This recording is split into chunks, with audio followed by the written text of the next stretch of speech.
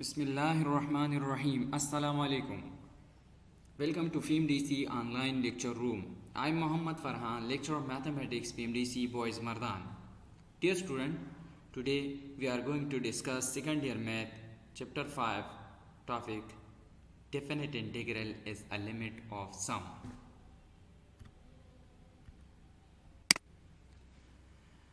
अच्छा dear students, indefinite integral के बारे में आपने काफ़ी कुछ पढ़ा। असल में इनडेफिनिट इंटीग्रल की डिफिनीशन आपने कुछ इस तरह की थी कि जो लिमिट फ्री हो, वो इंटीग्रल जो लिमिट फ्री हो, हम उसको इनडेफिनिट इंटीग्रल कहते हैं। या आपने ये कहा था कि वो इंटीग्रल कि जिसमें हमारे पास c की वैल्यू ना आ जाए, हम उसको इनडेफिनिट इंटीग्रल कहते हैं। आज हम डेफिनिट इंटीग्रल के बारे में पढ़ेंगे और डेफिनिट इंटीग्रल इंतहाई आसान टॉपिक है। क्यों? जब आप इनडेफिनिट इंटीग्रल में सिर्फ लिमिट लगा दें तो ये डेफिनिट इंटीग्रल में कन्वर्ट हो जाता है। और इनडेफिनिट इंटीग्रल को तो आपने सॉल्व किया, बस सॉल्यूशन का तरीका वही होगा, हम लास्ट में सिर्फ लिमिट पुट करेंगे। इनडेफिनिट इंटीग्रल में लास्ट में हम लिमिट की वैल्यू पुट करेंगे और हमारे पास ये डेफिनिट इंटीग्रल में कन्वर्ट हो जाएगा। डियर स्टूडेंट्स, डेफिनिट इंटीग्रल को हम एरिया अंडर द कर्व भी कहते हैं। ज्योमेट्रिकली हम इसको इस तरह डिफाइन करते हैं कि अगर आपके पास कोई फंक्शन है किसी इंटरवल में, वो कंटिन्यूस है या डिफाइंड है उसी इंटरवल में, एक फंक्शन किसी इंटरवल में कंटिन्यूस है, तो बेटा ये जो लाइन है x इक्वल टू ए, जो x nought equal to a line है, और जो x n equal to b line है, और ये फंक्शन यहां से लेकर यहां तक, और ये x एक्सिस, इन चारों के दरमियान में जो बंधा हुआ इलाका है, डेफिनिट इंटीग्रल असल में इसको रिप्रेजेंट करता है। एक मरतबा फिर से सुने, x nought equal to a line, x n equal to b line, function और x एक्सिस के दरमियान में जो ये बाउंडेड रीजन है, इसके आंसर को डेफिनिट इंटीग्रल रिप्रेजेंट करता है। ये हमेशा फिक्स वैल्यू होती है। We now introduce the definite integral. This integral will be the area bounded by f of x function, the x axis ये वाली line, and the vertical line x equal to a and x equal to b। हम mathematically इस तरह represent करते हैं, from a to b f of x dx। ये तो हो गया डेफिनिट इंटीग्रल, वो इंटीग्रल के जिसमें हमारे पास लिमिट हो, या वो इंटीग्रल के जिसमें हमारे पास c की वैल्यू ना हो, या वो इंटीग्रल जो x nought equal to a, x n equal to b, function और x एक्सिस के दरमियान में बाउंडेड रीजन दे, हम उसको डेफिनिट इंटीग्रल कहते हैं। अब डेफिनिट इंटीग्रल को हम दो तरह से सॉल्व करते हैं। एक मेथड तो वो है एंटी डेरिवेटिव का, जो अभी तक आपने पढ़ा है। मिसाल के तौर पर आप क्या करते थे, आप किसी फंक्शन का इंटीग्रेशन लेते थे, ठीक है जनाब। इंटीग्रेशन के बाद आपके पास आंसर आ जाता था। डेफिनिट इंटीग्रल में क्या करेंगे, उसी आंसर में एक मर्तबा अपर लिमिट और दूसरी मर्तबा लोअर लिमिट पुट करेंगे। ये a लोअर लिमिट है और b अपर लिमिट है।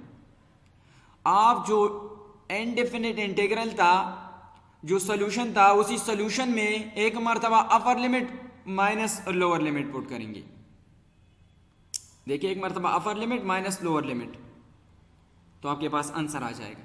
याद रखिए कि डेफिनिट इंटीग्रल में c नहीं होगा, वो आर्बिट्ररी कांस्टेंट नहीं होगा, जो आर्बिट्ररी कांस्टेंट आपके पास इनडेफिनिट इंटीग्रल में आता था।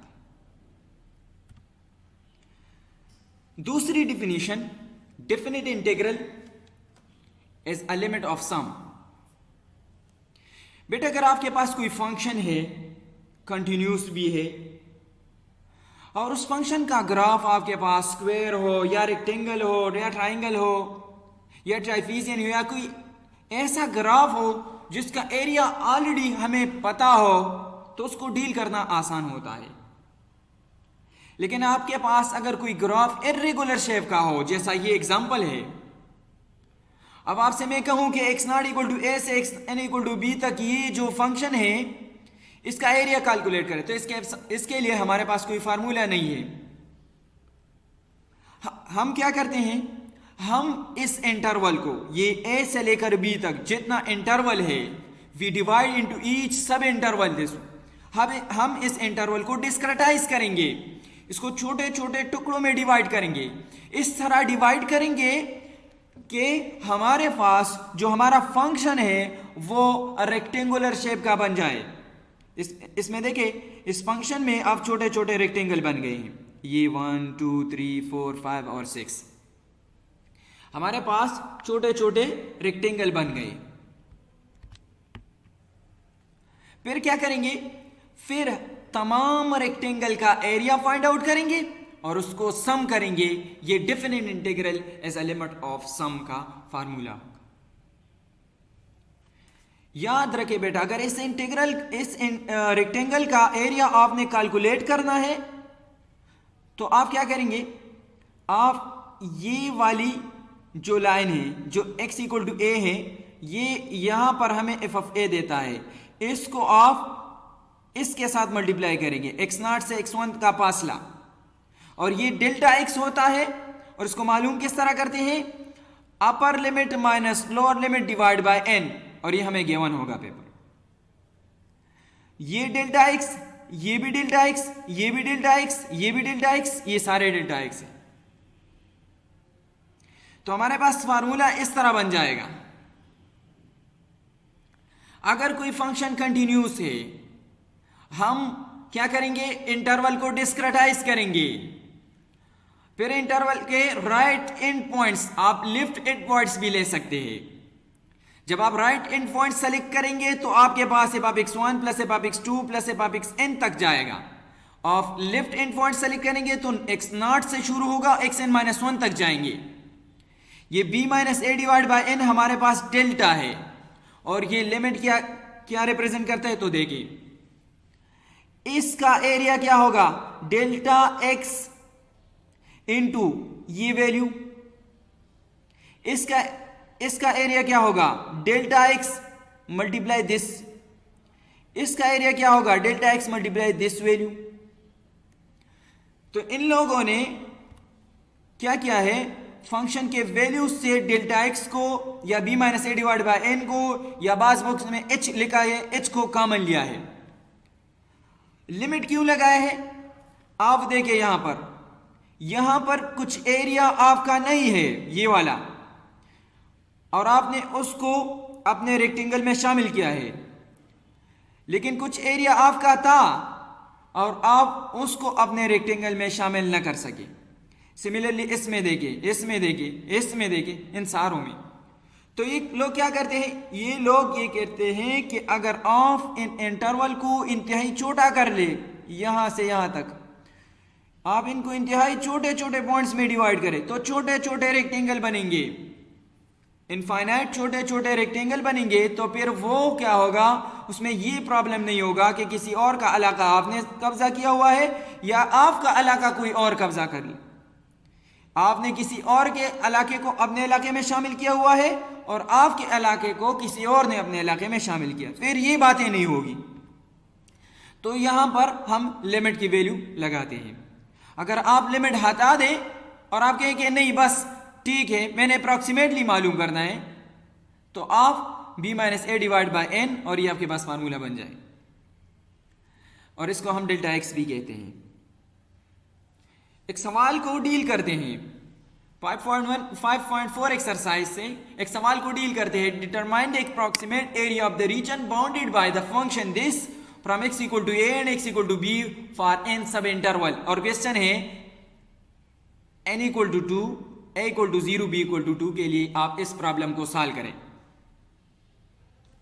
सॉल्यूशन में देखिए आपने प्रॉब्लम को लिख लिया कि हमारे पास फंक्शन है 2x plus 1, lower limit upper limit given है a और b की value n is equal to 2, therefore sub interval r। आप अगर इंटरवल को डिस्क्रिटाइज करेंगे, डिवाइड करेंगे, तो देखिए 0 से 2 तक आपने जाना है।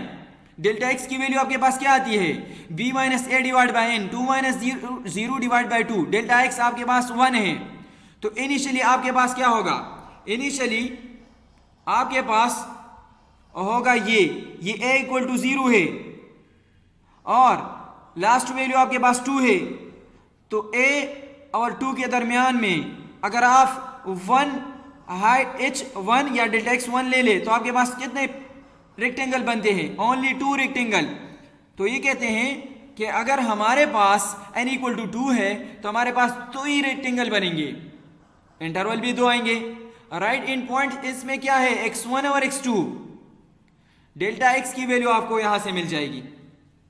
अब देखिए x1 की वैल्यू क्या होगी, आपका जो a है असल में ये x0 है, x0 0 है, x1 क्या आएगा, फार्मूला है xi equal to x0 plus i delta x। क्या मतलब, अगर i की वैल्यू 1 ले ले तो x0 0 प्लस i की वैल्यू 1, डेल्टा x क्या है हमारे पास जो 1 है, तो x1 की वैल्यू क्या आ जाएगी, जो स्टूडेंट x1 की वैल्यू 1 आ जाएगी।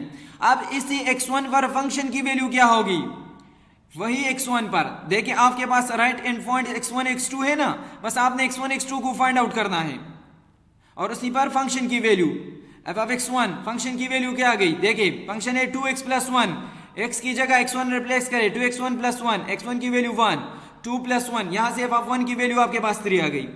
अब दूसरा राइट एंड पॉइंट आपके पास x2 है, x2 कहां से आता है, देखिए अगर i की वैल्यू 2 पुट करें तो x2, यहां पर i की वैल्यू 2, डेल्टा x की value 1, x0 2 delta x, x0 a को रिप्रेजेंट करता है। आपके पास क्या आ गई, x2 की वैल्यू b, वो आपके पास 2 आ गई, वो आपके पास 2 आ गई। वही x2 की वैल्यू फंक्शन में पुट करें, 2x1 की जगह अब 2x2 आ जाएगा, ये x2 होगा, तो 2 टाइम 2 प्लस 1 यहां से 5 आ जाएगा। सिंस b इज 9, ये पॉइंट याद रखें, आपने इंटरवल को डिस्क्रिटाइज किया और आपने ये डिस्क्रिटाइजेशन के बाद आपने पॉइंट्स x1 x2 कहां तक मालूम करने हैं, जहां तक आपके पास लास्ट पॉइंट आ जाए। Since b is the end point of the given interval, ये इंटरवल है a से b तक, तो जब आपके पास ये x1 x2 x3 इस पॉइंट पर पहुंच जाएंगे बस आपने रुकना है।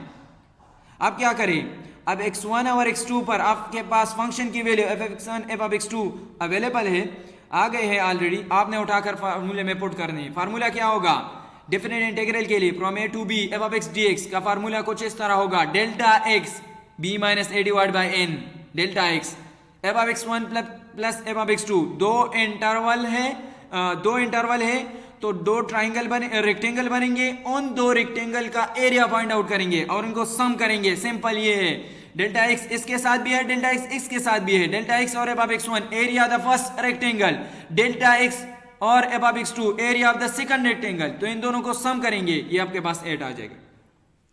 अब आप अगर इस क्वेश्चन को सॉल्व करते हैं by second method, anti derivative method से, तो 2x प्लस 1 इंटीग्रेशन ले ले, 2x स्क्वायर डिवाइड बाई 2 और 1 से dx आ जाएगा, 2 के साथ cancel, x square plus x, यहां से आपके पास 4, यहां से 2, इसका आंसर अप्रोक्सीमेटली 6 आता है।